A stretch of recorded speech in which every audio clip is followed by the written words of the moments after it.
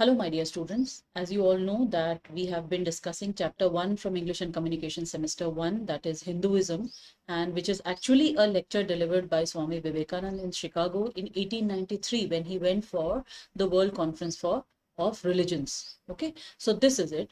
And here in the last slide that we were discussing in the earlier presentation, he was telling us about what a Hindu is and how does he believe in things. What is his base for believing in things? He says, see the last few sentences I'll go through again. The Hindu does not want to live on words and theories. He does not believe in just words or theories. If there are existence beyond the ordinary sensuous existence, he wants to come face to face with them. What is it? He wants to experience these things himself. Other than experience, he won't believe anything. अगर experience नहीं होगा तो वो खाली words शब्दों पर और theories पर कोई विश्वास नहीं करेगा. कौन? हिंदू के बारे में कह रहे हैं. Here Hindu doesn't mean people who are following Hindu religion.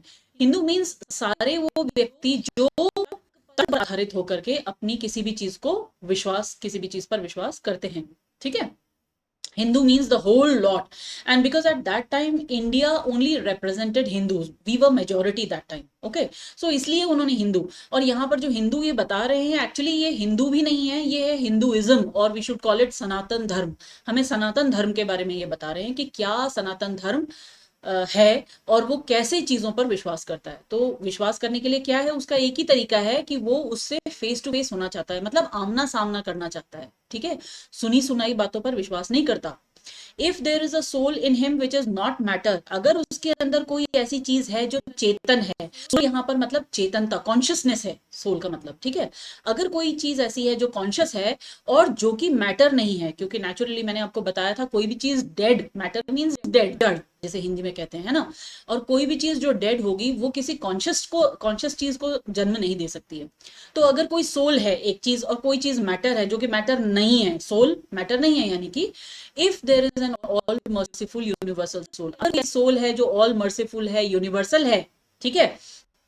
देखो यहाँ पे ये एस कैपिटल, इसका मतलब क्या है कि वो क्या बताना चाहते हैं कि ये जो ऑल मर्सीफुल सोल, ये किसको पॉइंट आउट कर रहे हैं यहाँ पे, किसको बोला है उन्होंने फिर से? गॉड को. मैंने आपको पहले भी बोला था कि जहां पर भी कैपिटल में कोई ये ऐसे वर्ड्स यूज होंगे, वो ही होगा या सोल होगा या यूनिवर्सल होगा, कुछ भी ऐसा होगा तो it will be pointing towards God. ठीक है. तो he will go to him direct, वो उसके पास डायरेक्टली जाएगा. हिम फिर से ये भी गॉड के लिए ही है ना. तो he will go to him direct, वो डायरेक्टली उनको फेस करेगा, वो सुनी सुनाई बातों पर विश्वास नहीं करेगा. This was the last slide that we were doing in the earlier presentation. Now comes the next one. And what happens of a man when he attains perfection? जब उसे perfection मिल जाता है तो फिर उसका क्या होता है, क्या कैसा बन जाता है वो? He lives a life of bliss infinite. See, एक ऐसा है जिसमें हमेशा, इनफाइनाइट माने अनंत काल तक, वो ब्लिसफुल कंडीशन में रहता है, यानी कि परम आनंद की कंडीशन में रहता है. ब्लिस मतलब होता है एब्सोल्यूट हैप्पीनेस, एब्सोल्यूट जॉय हमें कहना चाहिए, not happiness, I should say Joy. Absolute Joy को बोलते हैं, जॉयफुलनेस को बोलते हैं ब्लिस. ठीक है. He enjoys infinite and perfect bliss, having obtained the only thing in which man ought to have pleasure, namely God, and enjoys the bliss with God. उसको infinite और परफेक्ट ब्लिस मिल जाता है. कैसे? क्योंकि वो चीज पा लेता है जो कि उसे हमेशा प्लेजर देगी. और वो क्या चीज है?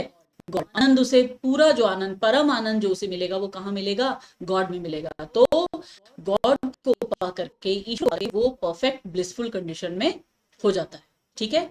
ही मस्ट सी हिम, ध्यान दीजिएगा, he must see him and that alone can destroy all doubts. उसे ईश्वर को मिलना ही है, क्योंकि जब वो उनसे मिलेगा तभी उसके सारे डाउट्स जो है वो खत्म होंगे. So the best proof a Hindu sage gives about the soul, about God is, I have seen the soul, I have seen God.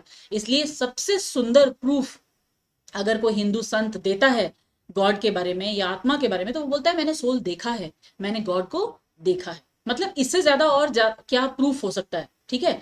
And that is the only condition of perfection. और वही एक condition है जब वो को पाएगा. उसको बिना साक्षात्कार के वो किसी चीज को नहीं मानेगा. The Hindu religion does not consist in struggles and attempts to believe a certain doctrine or dogma, not in believing, but in being and becoming. ये बहुत इंपॉर्टेंट सेंटेंस है, देखो बेटा। सनातन धर्म जो है, हिंदू धर्म जो है, वो हमारे स्ट्रगल्स को, हमारे अटेम्प्ट्स को नहीं मानता। किन चीजों के लिए? कि कई सारे धर्म ऐसे हैं जो कुछ लिखी हुई चीजों को या कुछ विश्वासों पर को मानने के लिए वो लोग हमेशा स्ट्रगल करते रहते हैं। उनके पास कोई प्रूफ तो होता नहीं है, क्योंकि कुछ किताबों में लिखा हुआ है, क्योंकि किसी ने कहा है, इसलिए उन्हें उसे मानने की वो जीवन भर कोशिश ही करते रह जाते हैं कि क्योंकि वहां लिखा हुआ है इसलिए हम इसे मान रहे हैं। पर हिंदू ऐसा नहीं है। हिंदू क्या करता है? वो किसी पर विश्वास नहीं करता, बल्कि क्या करता है? रियलाइज करता है। मतलब खुद जानता है। किसी चीज को पढ़ के नहीं मानेगा, वो उसे खुद जानेगा। बिलीव नहीं करेगा, विश्वास नहीं करेगा, वो खुद हो जाएगा वैसा। बीइंग एंड बिकमिंग, देखो वो वैसा बन जाएगा, खुद बन जाएगा। मतलब जो, जैसे यहाँ पे किसको बताया है उन्होंने, ये जो डॉक्ट्रिन और डॉगमा ये जो लिखा है उन्होंने, ये किसके लिए लिखा है? दूसरे धर्मों के लिए उन्होंने ये बात बोली है। जैसे क्रिश्चियनिटी वाले जो हैं, क्रिश्चियंस जो हैं, वो बाइबल को मानते हैं। बाइबल क्या है? एक बुक है। एक बुक में जो चीजें लिखी हुई हैं वो उन्होंने मान लेनी है। वो मान लेते हैं कि मरने के बाद हम सारे अपनी ग्रेव्स में पड़े रहते हैं और एक दिन डे ऑफ जजमेंट आता है, ठीक है? और उस दिन डे ऑफ जजमेंट के दिन हम सारे अपनी कब्रों से उठते हैं और उसके बाद भगवान के सामने हम प्रस्तुत होते हैं और फिर वो हमारे कर्मों के हिसाब से हमारा हिसाब किताब बनाते हैं। ये क्रिश्चियनिटी बिलीव करती है। ऐसे ही इस्लाम जो है वो कुछ और बिलीव करता है। He is not actually criticising any of these religions, but he is just telling us the difference between what is a Hindu religion, है ना? what all things are there in Hindu religion, what all things are there in other religions. He's just comparing and contrasting things here, ठीक है? Criticise नहीं है ये करना। तो वो क्या कर रहे हैं? वो बोल रहे हैं कि हिंदू जो है वो सिंपली बिलीव नहीं करता किसी चीज में, बल्कि क्या है? खुद बन जाता है वैसा। being and becoming, thus the whole object of their system is by constant struggle to become perfect. तो क्या है उसका पूरा, उसका जो सिस्टम है, जो ये धर्म है हमारा सनातन धर्म, ये एक स्ट्रगल है। एक स्ट्रगल की ओर इंगित करता है, एक संघर्ष की ओर इंगित करता है कि कैसे हम परफेक्ट बन जाएं, टू बिकम डिवाइन, कैसे हम दैवीय हो जाएं, कैसे हम ईश्वर तक पहुंच जाएं, कैसे हम ईश्वर को देख पाएं, ठीक है? And this reaching God, seeing God, becoming perfect even as the father. और ये जो देखना है, मिलना है, पहुंचना है ईश्वर तक, ठीक है? वो कैसा है? जब father in heaven is perfect, क्यों? क्या? जैसे हेवन में बैठा हुआ जो ईश्वर है वो परफेक्ट है, उसको मिलना, देखना, उस तक पहुंचना जो है, ये हिंदू का बेस है, ठीक है? So far all the Hindus are agreed, इस सारे हिंदू एक दूसरे को स्वीकार करते, मानते हैं, हाँ, कि यही है। This is the common religion of all the sects of India. और भारत में जितने सारे छोटे छोटे धर्म, पंथ है, सेक्ट का मतलब होता है पंथ, जितने भी छोटे छोटे पंथ हैं, वो सारे इस चीज को बेस मानते हैं। किस चीज को बेस मानते हैं? ये जो मिलना और देखना है, ये क्या है एक्चुअली? ये है हमारी मुक्ति का प्रयास, ठीक है? But than perfection is absolute and the absolute can not B 2 और 3, है ना? देखो वो फिर एक और सवाल बोल रहे हैं कि परफेक्शन जो है, संपूर्णता जो है, वो एब्सोल्यूट होती है, वो अपने आप में ही पूरी होती है। और एब्सोल्यूट अगर कोई चीज है तो वो 2 या 3 तरीके नहीं की तरह की नहीं हो सकती, वो तो एक ही तरीके की होगी। जो भी एब्सोल्यूट होगा वो एक ही होगा। It can not have any qualities, उसमें कोई अलग अलग क्वालिटीज की, ये वाला एब्सोल्यूट इस तरीके होता है, ये वाला परफेक्शन इस, ऐसा नहीं। परफेक्शन मीन्स परफेक्शन, वो संपूर्ण है, ठीक है? It can not B an individual, कोई इंडिविजुअल भी नहीं हो सकता, क्योंकि अगर एक इंडिविजुअल हो गया तो यानी कि बाकी सारे इम्परफेक्ट हैं। And so, when a soul becomes perfect and absolute, it must become one with Brahman. यहाँ पे केवल ब्राह्मण बोला है।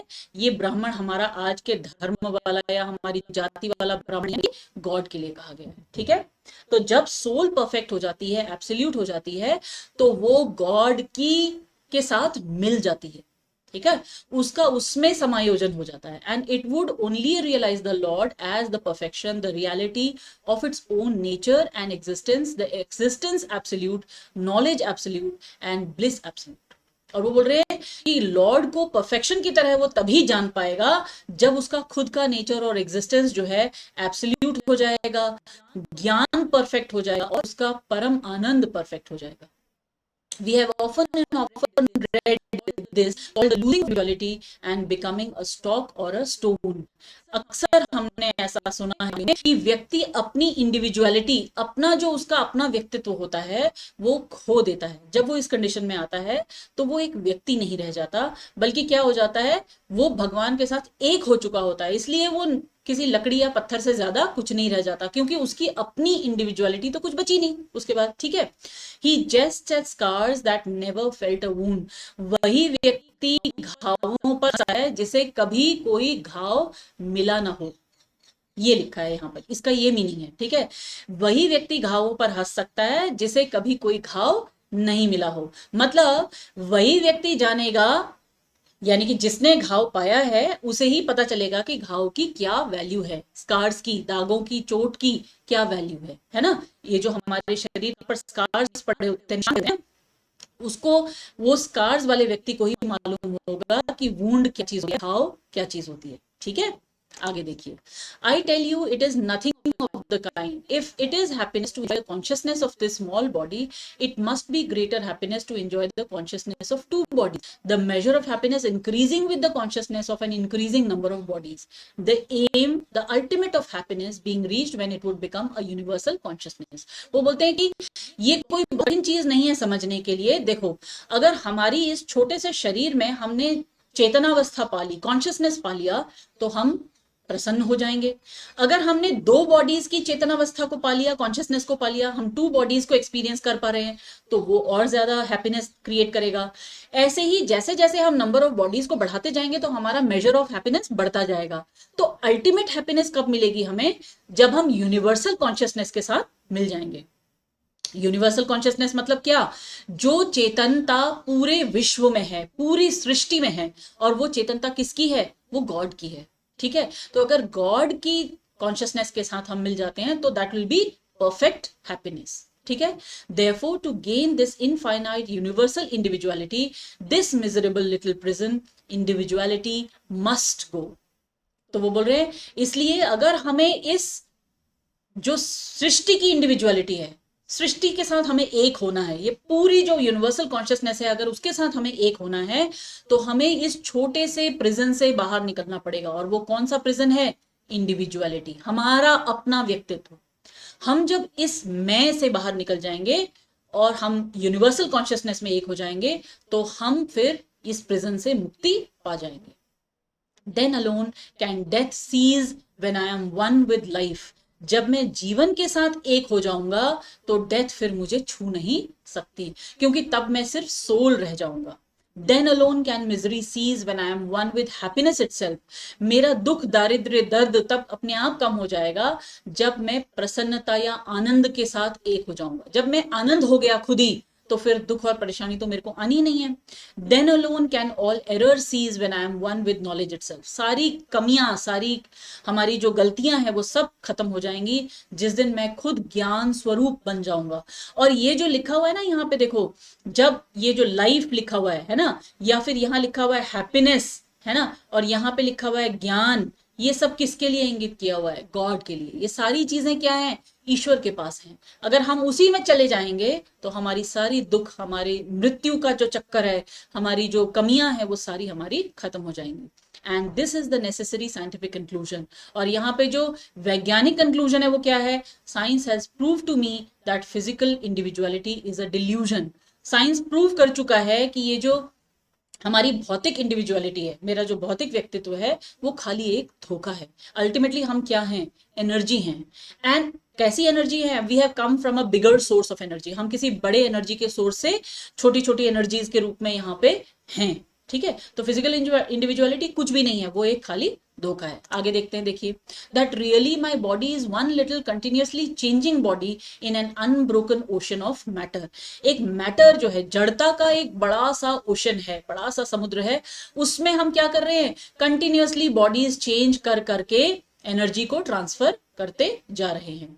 And Advaita, Advaita means unity, जिसको फर्दर डिवाइड ना किया जा सके, दैट इज कॉल्ड अद्वैत। ठीक है, and Advait is the necessary conclusion with my other counterpart soul। और soul का जो साथी है वो क्या है? अद्वैत है, मतलब यूनिटी है, मतलब सोल जो है हमेशा एक ही है। एनर्जी, इसको सोल को आप अगर ऐसे समझना चाहें, एनर्जी का सोर्स, एनर्जी का सोर्स सारा एक ही है, वो अलग अलग फॉर्म्स में यहां पर है। ठीक है, science is nothing but the finding of unity. Science किस चीज की कोशिश करती है? इस यूनिटी को पाने की कोशिश करती है। जो ये अद्वैत है ना, इसको देखने की कोशिश करती है, अल्टीमेट एनर्जी सोर्स को देखने की कोशिश करती है। As soon as science would reach perfect unity, it would stop from further progress. अगर उसने उस परफेक्ट यूनिटी, अद्वैत को खोज लिया, तो उस दिन साइंस आगे नहीं बढ़ पाएगी, क्योंकि वहीं तक उसका रास्ता है। Because it would reach the goal, उसका जो गोल है वो वहीं तक है, परफेक्ट यूनिटी को खोजना।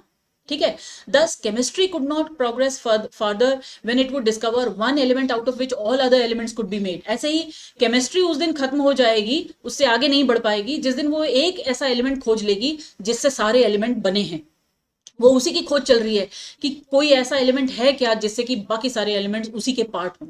Physics would stop when it would be able to fulfill its services in discovering one energy of which all the others are but manifestations, and the science of religion become perfect when it would discover him who is the only one life in a universe of death, him who is the constant basis of an ever changing world, one who is the only soul of which all souls are but delusive manifestations। फिर से sentence बहुत लंबा है, आप इस sentence से डरिए मत, मैं आपको टुकड़े टुकड़े में इसे समझाऊंगी, आपकी समझ आ जाएगा बहुत आराम से। देखो कहां क्या लिखा है यहाँ पे, फिजिक्स वुड स्टॉप, फिजिक्स उस दिन रुक जाएगी जिस दिन उसे ये पता चल जाएगा कौन सी वो एक एनर्जी है जिसके फॉर्म हम यहाँ इस संसार में देख रहे हैं। मैनिफेस्टेशन मतलब उसका स्वरूप, एनर्जी तो वो एक ही है, हम उसको अलग अलग स्वरूपों में यहाँ इस संसार में देख रहे हैं।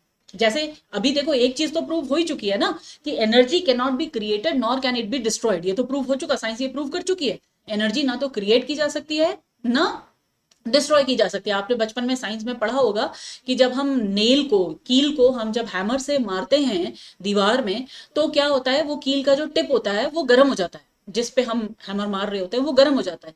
क्या रहा है वहां पे, आपको पता है क्या हो रहा है? काइनेटिक एनर्जी कन्वर्ट हो रही है हीट एनर्जी में, है ना, तभी तो वो गर्म हुआ। मतलब सिर्फ कन्वर्ट होती है एनर्जी, एनर्जी क्रिएट नहीं होती है, एनर्जी कन्वर्ट होती है। तो ऐसे ही साइंस ये प्रूव कर चुका, जिस दिन वो ये प्रूव कर देगा कि एक ही एनर्जी है जिसका मैनिफेस्टेशन इस संसार में हमें दिख रहा है, उस दिन फिजिक्स भी रुक जाएगा। ठीक है, and the science of religion, और जो धर्मों का विज्ञान है वो उस दिन परफेक्ट हो जाएगा जिस दिन वो ये डिस्कवर कर लेगा कि एक ही है हिम, ये जो एच कैपिटल है फिर से देखो, जो कि लाइफ है। ये बाकी सारा यूनिवर्स जो है वो किसका यूनिवर्स है? डेथ का यूनिवर्स है। सिर्फ एक ही लाइफ है इस संसार में, वो हिम की है, मतलब कि गॉड की है।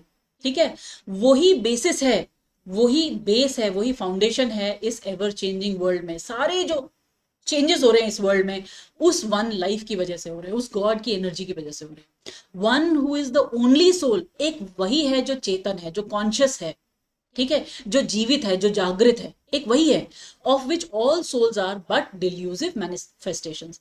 और उसी का मैनिफेस्टेशन, उसी की झलक हम सभी के सोल्स में नजर आती है। समझ गए अब ये सेंटेंस अच्छे से? ठीक है, बड़ा जरूर है, थोड़ा सा टिपिकल जरूर है, पर ऐसा नहीं है कि आपकी समझ नहीं आएगा। अब आपको, मेरे को लग रहा है कि ये आपको समझ आ चुका होगा। आगे बढ़ते हैं, चलिए।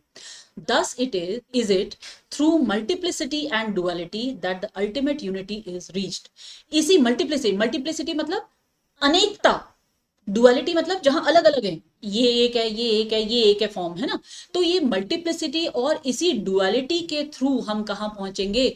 उस यूनिटी, अल्टीमेट यूनिटी में पहुंचेंगे, जो कि ईश्वर है। Religion can go no farther, religion इससे ज्यादा दूर नहीं जा सकता। This is the goal of all science, science का भी गोल सारा यही है, साइंस का भी एम सारा यही है। All science is bound to come to this conclusion in the long run.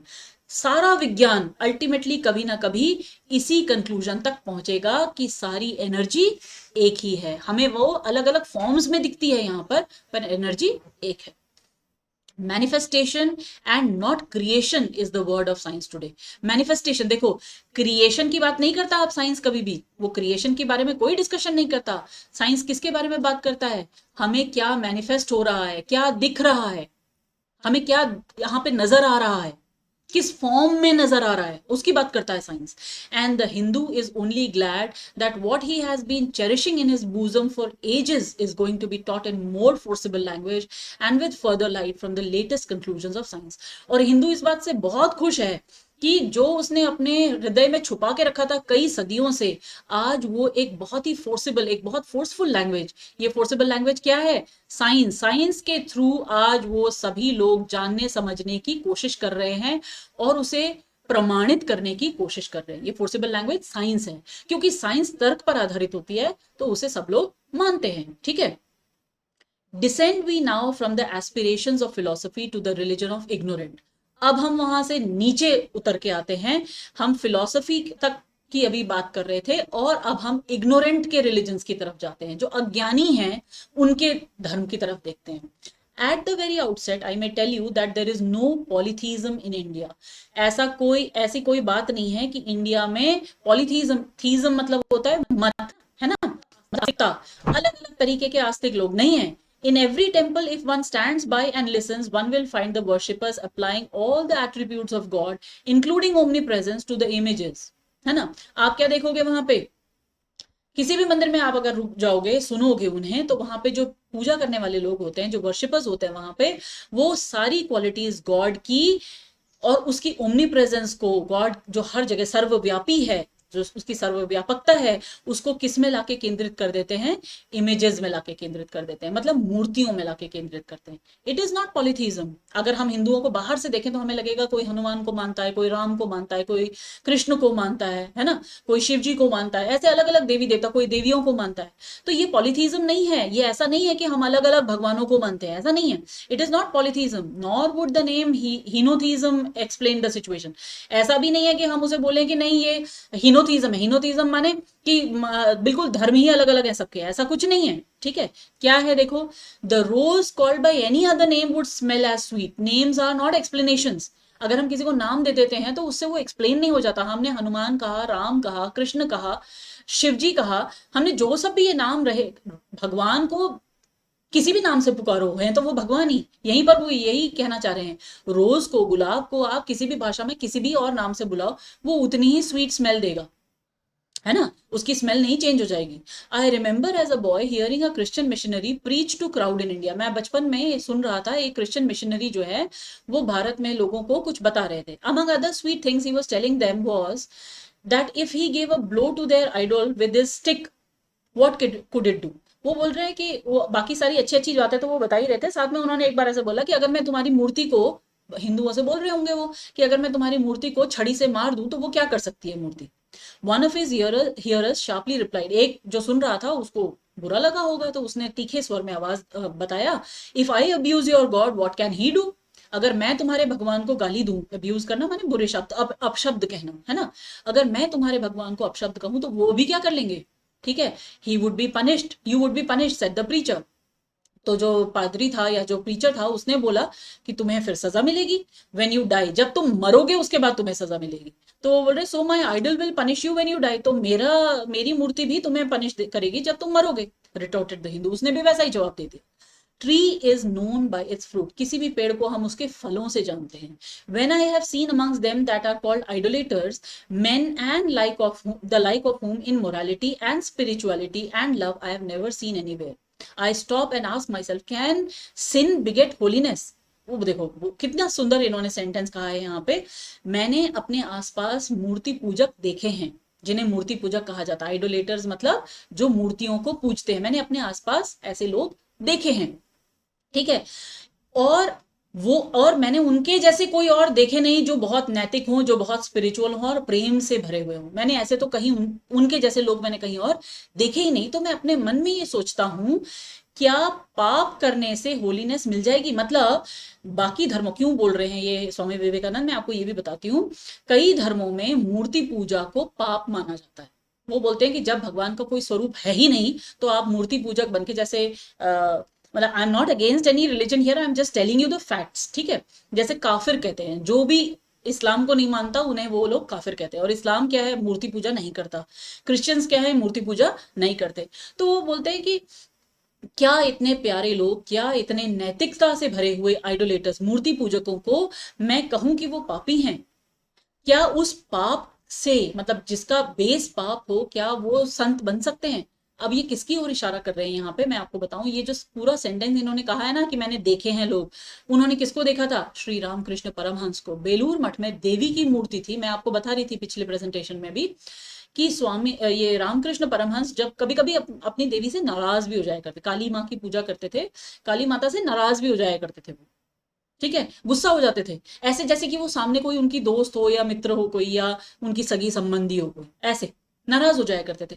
तो मूर्ति पूजक तो बेशक थे, लेकिन वो तो इतने सरल, इतने सच्चे स्वभाव के थे। तो वो कहते हैं होलीनेस कभी भी पापियों को मिल नहीं सकती, मतलब आइडोलेटर्स जो हैं वो पापी तो नहीं है, कम से कम वो ये प्रूव करना चाहते हैं, ठीक है। Superstition is a great enemy of man. हाँ, मैं ये मानता हूं कि अंधविश्वास जो है वो मनुष्य का बहुत बड़ा दुश्मन होता है, बट बाइगॉटरी इज वर्स। लेकिन अगर आप धर्मांधता करो तो वो इससे भी ज्यादा खराब है, ठीक है, धर्मांधता उससे भी ज्यादा खराब है। Why does a Christian go to church? Christian church क्यों जाता है? Why is the cross holy? उसके लिए वो जो क्रॉस होता है वो पवित्र क्यों है? Why is the face turned towards the sky in prayer? जब वो प्रार्थना करता है तो आसमान की ओर क्यों देखता है? Why are there so many images in the Catholic church? Catholic church में इतनी सारी मूर्तियां क्यों होती है? इमेजेस होती नहीं है क्या? वहां पे क्राइस्ट की इमेज होती है, मदर मेरी की इमेज होती है। Why are there so many images in the minds of Protestants when they pray? जब वो प्रे कर रहे होते हैं तो उनके दिमाग में इमेज क्यों आती है? भगवान, किसी भगवान को तो इमेजिन करके प्रे करते हैं।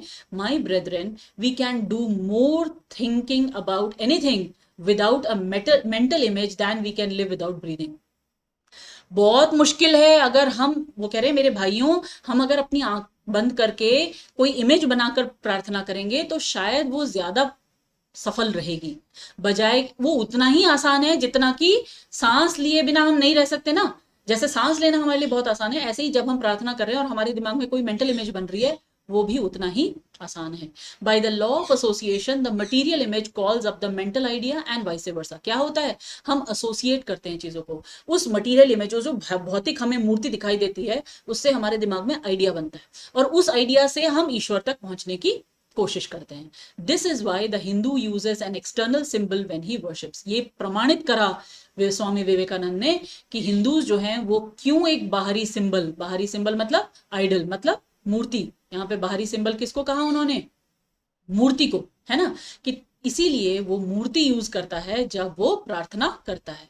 ही will tell you it helps to keep his mind fixed on the being to whom he praise. उस बीइंग पर, उस जो गॉड है, यहाँ पे देखो फिर से बी कैपिटल है, उस बीइंग पर उसकी दिमाग फिक्स होता है जब वो उस मूर्ति को देख के प्रार्थना करता है। हम कृष्ण की मूर्ति सामने देखते हैं, हम कोई इंसान के बारे में थोड़े सोचते हैं, वहां पे एक इमेजिनेशन अपने मन में लाते हैं कृष्ण का, और हम प्रार्थना करते हैं, है ना। He knows as well as you do that the image is not God. उसे भी पता है कि वो जो मूर्ति बनी हुई है वो भगवान नहीं है। इज नॉट ओमनी प्रेजेंट, ये सर्वव्यापी, सब जगह प्रेजेंट नहीं है।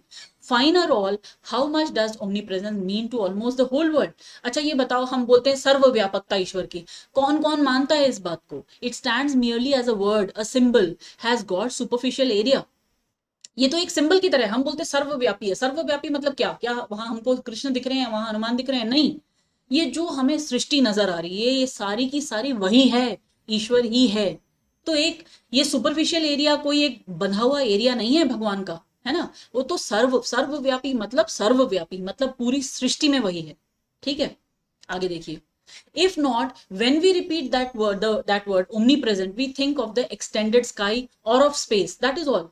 तो अगर हम बोले सर्वव्यापी, सब जगह प्रेजेंट जो है, ओमनी माने होता है सर्व, है ना, सब जगह प्रेजेंट। अगर हम बोले कि वो सब जगह है, तो हम किसके बारे में सोच रहे होते हैं? ज्यादा से ज्यादा जो हमारी नजर तक स्काई आ रहा होता है ना, या जितना हमारा अंतरिक्ष हमको समझ आ रहा होता है, हम उतना ही तो समझते हैं। लेकिन वो नहीं। सोचो, अब आप अपने आप का छोटापन सोचो, खुद का छोटापन सोचो कि हम कितने कण, कण भी नहीं, कण से भी और बहुत छोटे हैं इस यूनिवर्स के मुकाबले। ठीक है. As we find that somehow or other by the laws of our mental constitution we have to associate our ideas of infinity with the image of the blue sky or of the sea, so we naturally connect our idea of the holiness with the image of a church, a mosque or a cross. अब हमें ये समझने की जरूरत है कि हमारा mental constitution ऐसा है कि जब भी हम इन्फिनिटी के बारे में सोचें अगर, तो हमें ये नीला आसमान सोचना पड़ता है क्योंकि हमको इनफाइनाइट दिखाई देता है, हमें ये समुद्र सोचना पड़ता है क्योंकि वो भी हमें इनफाइनाइट दिखा देता है. इसी तरीके से हम अपने आइडिया होलीनेस, ईश्वर के आइडिया को समझने के लिए चर्च में रखी हुई कोई इमेज या मस्जिद में रखा हुआ कुछ किताब हुई हो चाहे वो, या फिर किसी क्रॉस, उस पर हम जब ध्यान लगाते हैं तो हमें ईश्वर की ओर ध्यान हमारा जाता है. The Hindus have associated the ideas of holiness, purity, truth, omnipresence and such other ideas with different images and forms. हिंदुओं ने क्या करा है, अलग अलग मूर्तियों, अलग अलग फॉर्म्स में ईश्वर की पवित्रता, उसकी प्योरिटी, उसकी सच्चाई, उसकी ओमनीप्रेजेंस को एसोसिएट, उसको जोड़ने की कोशिश की है. ठीक है. But with this difference that while some people devote their whole lives to their idol of a church and never rise higher, because with them religion means an intellectual assent to certain doctrines and doing good to their fellows, the whole religion of the Hindu is centered in realization. यहाँ पे फिर क्या कहते हैं, ईसाई धर्म की ओर इंगित करते हुए उन्होंने कहा है कि कुछ लोगों का जो डिवोशन है वो चर्च में रखी हुई मूर्ति तक ही रहता है, उससे ऊपर नहीं उठ पाता, क्योंकि उनके लिए रिलीजन का मतलब है वो अपने आप को ज्ञान में ऊपर उठाएं और कुछ डॉक्ट्रिन्स, कुछ लिखे हुए शब्दों को फॉलो करते हुए अपने साथ के लोगों के साथ भला करते रहें.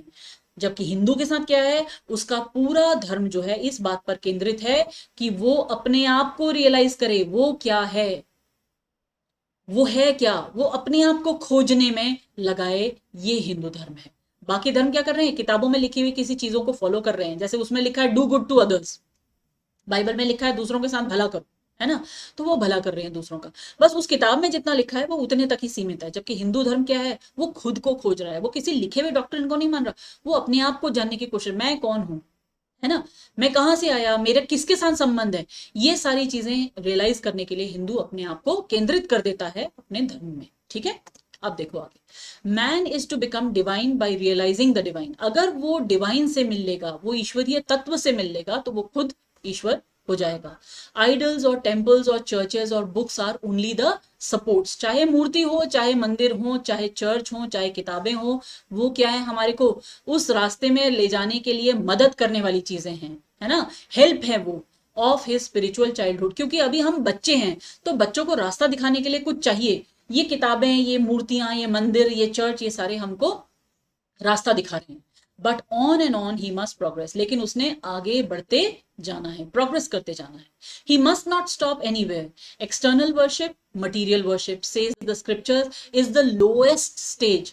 हमारे ग्रंथ कहते हैं, हमारे वेद कहते हैं कि बाहरी पूजा या भौतिक चीजों की पूजा जो है वो सबसे निम्न स्तर की पूजा होती है. Struggling to rise high, mental prayer is the next stage. आपने पढ़ा होगा मेंटल प्रेयर मतलब मेडिटेशन, ध्यान, ये उससे ऊपर की. But the highest stage is when the Lord has been realised. और सबसे ऊंची स्टेज कौन सी है, जब हम जान चुके हों कि ईश्वर क्या है, हम उसके साथ एक हो चुके हों, वो सबसे ऊंची वर्शिप है. ठीक है. Mark, the same earnest man who is kneeling before the idol tells you, him the sun cannot express, nor the moon, nor the stars, the lightning cannot express him, nor what we speak of as fire, through him they shine. इतना सुंदर sentence है देखो. वही हिंदू जो उस मूर्ति के आगे झुक रहा है, the same earnest man who is kneeling, झुका हुआ है घुटने पर, उस मूर्ति के आगे झुका हुआ है, वो आपको बोलता है कि वो ऐसा है. हिम माने कौन, गॉड, है ना, ये हमेशा ध्यान रखना. ईश्वर वो है जिसको सूर्य भी नहीं बता सकता. ईश्वर वो है जिसको चंद्रमा भी नहीं बता सकता, तारे भी नहीं बता सकते, बिजली की कौंध भी नहीं बता सकती. हम अग्नि के बारे में जब बात करें वो भी नहीं बता सकती, क्योंकि उसी के थ्रू ये सारे चमकते हैं. वो है जो इनको रोशनी दे रहा है. तो इसलिए सूरज से नहीं पता चलेगा कि ईश्वर कौन है. उसको हम एक पार्ट तो मान सकते हैं, है ना, लेकिन वो ईश्वर नहीं है. But he does not abuse anyone's idol or call it its worship sin. लेकिन वो किसी और की मूर्तियों को अपशब्द नहीं कहता, ना तो उनकी पूजा करने को पाप कहता है. जैसे बाकी धर्म वाले हमें पापी कहते हैं या कहते हैं मूर्ति पूजक हैं ये लोग, तो है ना, हमें कहते हैं, ऐसे वो हिंदू जो है वो किसी की मूर्ति को या किसी के धर्म को फॉलो करने को पाप नहीं कहता। He recognises in it a necessary stage of life, वो मानता है कि ये भी एक जीवन का चरण है। The child is the father of man. देखो, हर जब बचपन में बच्चा बनेगा, तब बच्चा होगा, तभी तो वो मनुष्य का आगे पीढ़ी को चलाएगा, है ना। तो बच्चा जो है वो हमेशा मनुष्यता का प्रतीक होता है। तो वो कहता है कि वो एक स्टेज है, बचपन है, वो हर एक के जीवन में आता है वो बचपन। Would it be right for an old man to say that childhood is a sin or youth अ सिन? कोई बूढ़ा व्यक्ति ये कहे कि बचपन तो पाप था या जवानी तो पाप थी, तो ये तो कोई बात नहीं है, है ना। वो भी स्टेजेस है लाइफ की, कोई किसी स्टेज में है, कोई किसी स्टेज में है, समझे। ठीक है, आगे बढ़ते हैं। देखो, if a man can realise his divine nature with the help of an image, would it be right to call that a sin? अगर मनुष्य अपने ईश्वरीय नेचर को, अपनी ईश्वरीय स्वभाव को किसी इमेज की हेल्प से जान पाता है, तो क्या हम उसे पाप कहेंगे? बिल्कुल भी नहीं, है ना। वो तो उसके लिए एक रास्ता था, एक मार्ग था, ठीक है। Not even when he has pass that stage should he call it an error. Even when he passes that stage, he should never call it an error. ऐसा नहीं कहना चाहिए उसे कि ये मुझसे गलती हो गई कि मैं उन दिनों तो मूर्ति पूजा करता था, ऐसा नहीं है। क्योंकि that idolatry, that idol worship helped him to realise his true nature. Okay, to the Hindu, man is not traveling from error to truth, but from truth to truth, from lower to higher truth। कितना सुंदर sentence है, देखो। हिंदू के लिए स्वामी विवेकानंद कह रहे हैं कि मनुष्य जो है वो गलतियों से ट्रुथ की तरफ नहीं जा रहा है, बल्कि सच्चाई से ही सच्चाई की तरफ जा रहा है। थोड़े छोटे लेवल की सच्चाई से ऊंचे लेवल की सच्चाई तक जा रहा है। छोटे लेवल की सच्चाई ये हो सकती है कि मूर्ति में मैंने ईश्वर को देखा। बड़े लेवल की सच्चाई ये हो सकती है कि हर जगह मैंने ईश्वर को देखा, ठीक है। To him all the religions from the lowest fetishism to the highest absolutism mean so many attempts of the human soul to grasp and realize the infinite, each determined by the conditions of its birth and association, and each of these marks a stage of progress। तो उसके लिए, हिंदू के लिए क्या है? सारे धर्म जो हैं वो नीचे से ऊपर जाने की एक रास्ता है, एक सीढ़ी है। सारे धर्म, चाहे वो कोई भी धर्म हो, वो मानता है कि नीचे से ऊपर को हमें पहुंचाने में हेल्प करता है। मीन सो मेनी अटेम्प्ट्स, हम कई बार कई सारी कोशिश करके उस इनफाइनाइट को जानने की कोशिश करते हैं अपने अपने धर्म के माध्यम से। Each determined by the conditions of its birth, जिस जगह उसका जन्म हुआ, जिन लोगों से उसका नाता हुआ, उनके साथ ही तो उन्हीं का जैसा तो वो धीरे धीरे बनता जाएगा। जो क्रिश्चियन फैमिली में जन्म लेगा वो क्रिश्चियनिटी फॉलो करेगा, जो हिंदू फैमिली में जन्म लेगा वो हिंदुइज्म फॉलो करेगा, जो इस्लाम में जन्म लेगा वो इस्लामिक ट्रेडिशंस को फॉलो करेगा, है ना। रास्ता लेकिन उसका सारा वही रियलाइज करने का है, ठीक है। And each of these marks a stage of progress, और हर ये चीज हमारे प्रोग्रेस की ओर, हमारे बढ़ने की ओर एक पड़ाव होता है। And every soul is a young eagle soaring higher and higher. और हर आत्मा कैसी होती है? एक जवान बच्चे ईगल की तरह होती है, चील की तरह होती है, जो रोज और ऊपर बढ़ती जाती है। Gathering more and more strength till it reaches the glorious sun. जब तक वो सूर्य तक नहीं पहुंच जाती, तब तक वो और ताकत से और एनर्जाइज होते हुए ऊपर बढ़ती रहती है। जी भी कैपिटल है और सन का एस भी कैपिटल है। यहाँ पे फिर से ग्लोरियस सन जो है वो किसके लिए बोला गया है? गॉड के लिए बोला गया, ठीक है।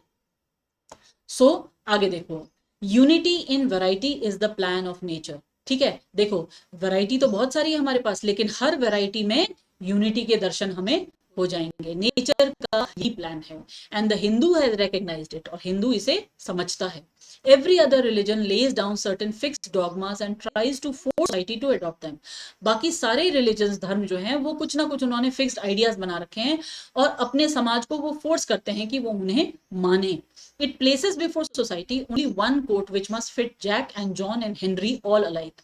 वो एक ही कोट पकड़ाते हैं हर व्यक्ति को, चाहे वो जैक हो, चाहे जॉन हो, हेनरी को, बोलते कि सबको ये फिट आना चाहिए। मतलब एक ही आइडिया है जो सबने मानना है, ठीक है। If it does not fit John or Henry, he must go without a coat to cover his body. अगर वो उन्हें फिट नहीं होता है तो बिना कोट के ही उन्हें चलना पड़ेगा, मत मानो, ठीक है। तुम्हें तुम्हें फिट आ रहा है या नहीं आ रहा है, तुम्हें ऐसे ही चलना पड़ेगा। The Hindus have discovered that the absolute can only be realized or thought of or stated through the relative, and the images, crosses and crescents are simply so many symbols, so many pegs to hand spiritual ideas on। Hindu ये जानता है, वो पता कर चुका है इस बात का कि उस एब्सोल्यूट को रियलाइज करने के लिए, उस परम तत्व को रियलाइज करने के लिए उसको जानने के लिए हमें जो भी हम संबंध किसी से जोड़ रहे हैं, मूर्ति से जोड़ रहे हैं, या जो ये देखो इमेजेस हमने जो बना रखी हैं, या जो क्रॉसेज हैं क्रिश्चियन के, या जो क्रेसेंट्स हैं, या जो हमने सूलियां बना रखी हैं, या जो हमने जो भी मूर्तियां हमने बना रखी हैं, वो क्या हैं? सिंपली सिंबल्स हैं, केवल द्योतक हैं।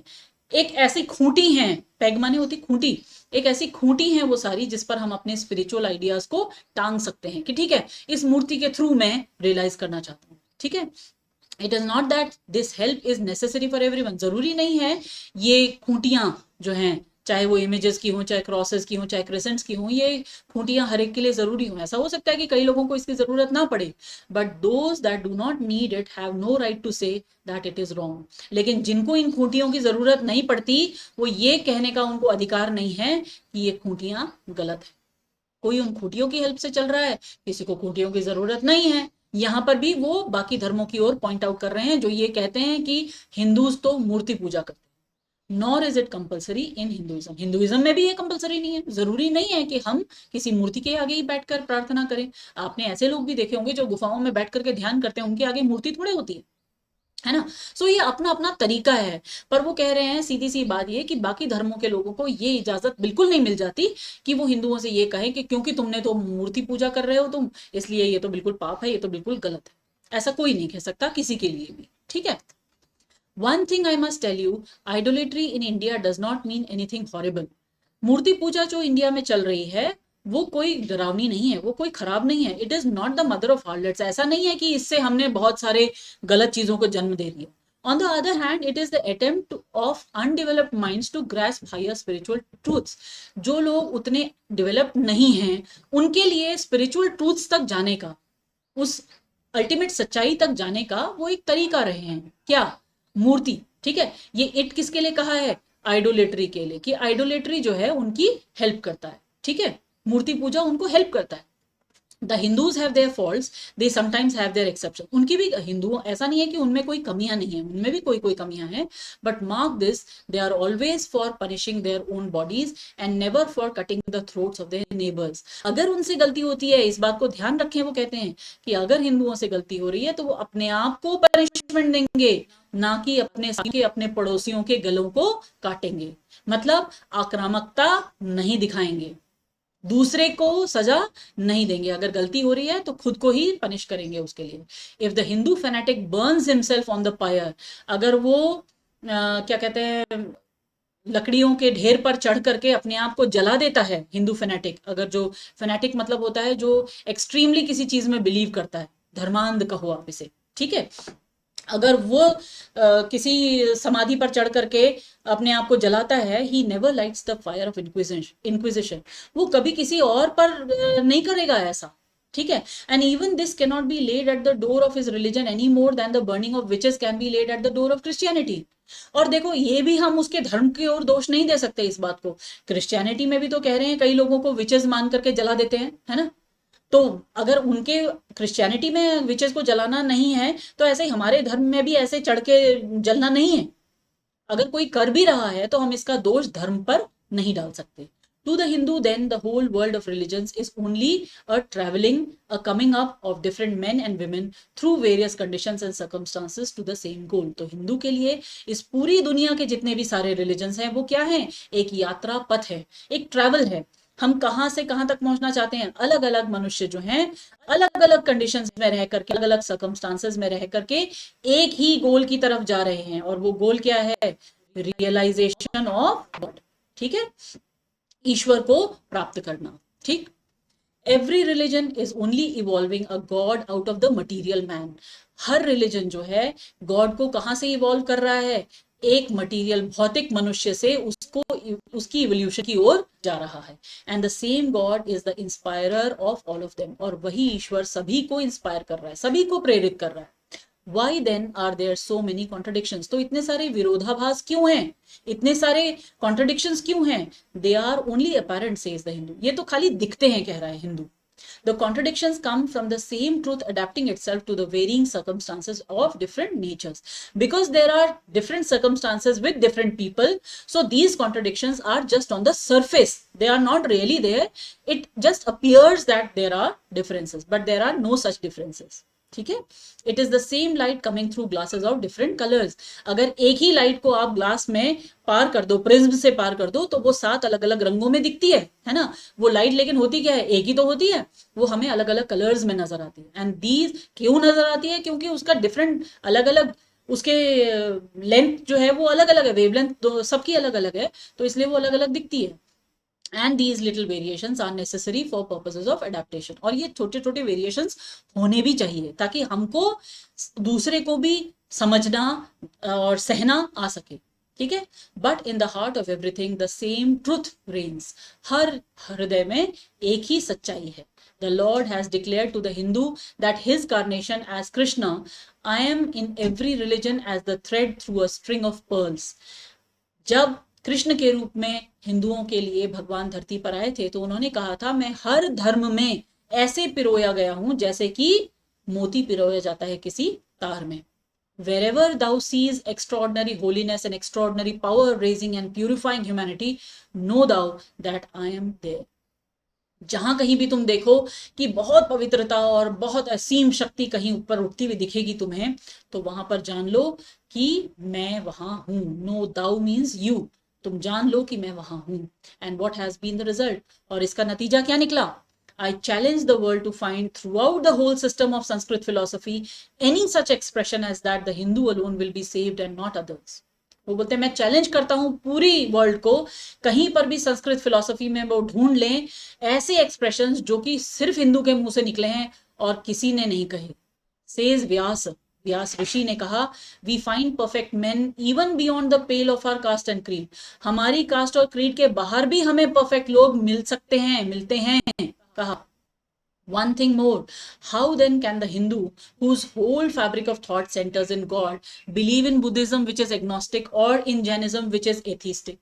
वो बोलते हैं, कैसे ऐसा हो सकता है कि जो हिंदू धर्म है, जो कि जिसका सारा फैब्रिक जो है वो ईश्वर की तरफ है ना, तो वो ईश्वर के अलावा ऐसा विश्वास कर सके जो बुद्धिज्म विश्वास करता है। बुद्धिज्म ईश्वर को नहीं मानता, जैनिज्म भी ईश्वर को नहीं मानता, तो ऐसा कैसे हो सकता है कि जो हिंदू वो है जिसका सारा केंद्र ही भगवान है, और ये दोनों धर्म एक किसी साक्षात भगवान को नहीं मानते, लेकिन फिर भी हम उन्हें स्वीकार कर रहे हैं। द बुद्धिस्ट और the Jains do not depend upon God, ना तो बुद्धिस्ट ना जैन दोनों ईश्वर पर डिपेंड नहीं करते, but the whole force of their religion is directed to the great central truth in every religion, to evolve a God out of man. वो पूरा धर्म क्या कहता है? मनुष्य से ही ईश्वर को निकालना है, ठीक है। They have not seen the father, उन्होंने फादर, सबके जो फादर है यानी कि भगवान, उनको नहीं देखा है, but they have seen the sun, उन्होंने उसकी संतान को देखा है, और वो संतान कौन है? मैन, मनुष्य। And he that hath seen the son hath seen the father also, है ना, यहाँ पे एच होगा ये। और जिसने फादर फादर को देख लिया है ना, जिसने बेटे को देखा है मतलब उसने फादर को देखा है, ऐसा ये दोनों धर्म मानते हैं कि हमने ईश्वर की संतान देखी है, तो हमें मालूम है कि वो कैसा होगा, ठीक है। दिस ब्रेदरेन, अब ऐसा करते हैं, चलिए आज हम इतने तक ही करते हैं, यहां तक हमने कर लिया। ये इतनी प्रेजेंटेशन काफी है मुझे लगता है, अदरवाइज फिर कंफ्यूजन हो जाएगा दिमाग में। जो आगे के हमारे कुछ स्लाइड्स बचे हुए हैं वो मैं अगली प्रेजेंटेशन में आपको बताऊंगी। आई होप इतना समझ के आपको अब बहुत ज़्यादा तो कंफ्यूजिंग नहीं लग रहा होगा ये चैप्टर। मैं शुरू की प्रेजेंटेशन, फर्स्ट प्रेजेंटेशन से ही ये कहती आई हूँ, लेकिन कोशिश कीजिए, इसे रिवाइज कीजिएगा बार बार, ठीक है। समझेंगे, अगर इसे समझने की कोशिश करेंगे तो भी आपको बहुत अच्छा लगेगा, और समझ के जब आप क्वेश्चंस के आंसर कर पाएंगे तब तो आपको बहुत ही अच्छा लगेगा। So with these words I wish you all the best, take care and good bye.